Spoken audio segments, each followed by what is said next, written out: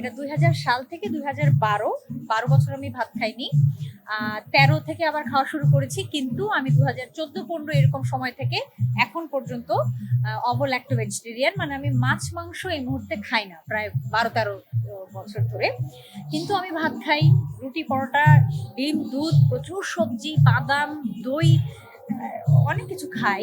খাওয়ার ব্যাপারটা যদি আমি বাদ দিই, তাহলে আমি বলবো আপনি যে মেনটেনের কথা বললেন, সেই মেনটেন করা হচ্ছে। এটা রোমান জানে। সেটা হচ্ছে আমি অনেক হাসি খুশি মানুষ, আমি খুব পজিটিভ থাকি। আহ, এই জিনিসটা না চর্চা করতে হয়, কারণ সবার মনে স্ট্রেস আছে, সবার বাসায় গন্ডগোল আছে, অসুস্থতা আছে, দুঃখ আছে, কষ্ট আছে, অপ্রাপ্তি আছে।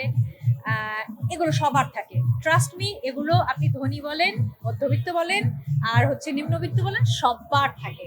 কিন্তু এগুলোকে ইগনোর করে বা মেনটেন করে স্ট্রেস ম্যানেজ করে থাকতে হয়, পজিটিভ ভাবে থাকতে হয়, কিছুটা আল্লাহর উপর ছেড়ে দিয়ে থাকতে হয়, নিজেকে ভালো রাখার চর্চা করতে হয়। আমি এটা করি।